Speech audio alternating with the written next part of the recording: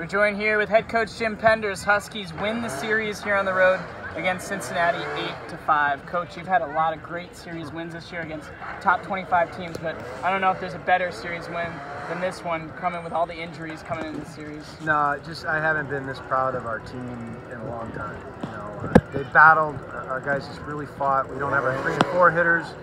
You don't have your 1 and 3 starters, and we got contributions from everybody in the lineup today. I mean, it was really satisfying to come out here and after Friday, we're not able to score and just fight and fight and fight. Troy Stefanski had a big weekend for us, but I mean, there's so many great performances.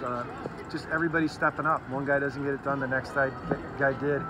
Connor Moriarty probably doesn't anticipate being in the lineup on Thursday, but I mean, if we didn't have him in the lineup today, we don't win the ball game. It's huge, probably the biggest 2 RBIs of the game there with 2 out, 2 strike, breaking ball, double. Really proud of him, really happy for him, really happy for him. So it was just, really, yeah, you said it. We've had some good series wins. That ranks up there in all my years as one of the best.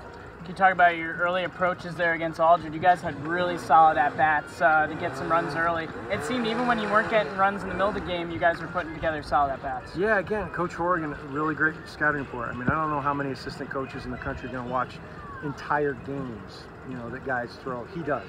That's how meticulous he is. That's how detail-oriented he is.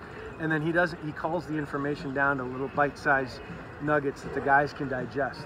And he goes, listen, he's going opposite arm side with his stuff. He doesn't come into lefties, and he doesn't go away to righties. And we really saw that in the early going. So our guys were kind of cutting the plate in half and just, letting the scouting report take over. And he had some command issues.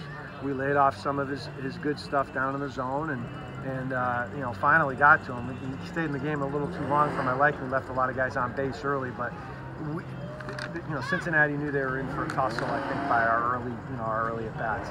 They gave it right back. It's a good ball club over there, a very dangerous ball club with a lot of veterans in the lineup, so really satisfied with it. And finally, Coach, what do you think of the arms today? Jeff's able to give you 4 2/3, gives it to PJ, and then Jake comes back-to-back days. Yeah, I mean, that was the form. It wasn't exactly the formula. We're hoping he could get us into the 6th, but we were going to take it. We said, hey, PJ has a full tank. He hasn't thrown in 9 days. He's chomping at the bit. He knows the plan. He's embraced it. He knows that he's going to have to get a few innings for us today. And I think he went 2 2/3. Yep. And Jake, we didn't know. Once we knew that Jake he had a few in him today too. He came to the park and said, I'm good, I don't even have to throw, I know I'm good. We made him throw a little bit, but he wanted in the ball game, and that's a big step for him. Two days in a row to close it out in the 9th inning. He was very impressive, and he was getting tired in that last inning, but he had just enough left in the tank, and I think we had the baseball, or I don't know what that was, a little force from up north in Michigan blowing that back from right field there, because we thought he got that. We thought Murphy got another one. It just got knocked down. Nucerino found the wall, and it stayed in the park. And then, we got a little luck there, I think. But you know what? We deserve it after the injuries that we've had, and we'll take it. We'll put that in the book and take it and get on that plane and enjoy the flight home. Thank you, Coach. Thanks, Chris.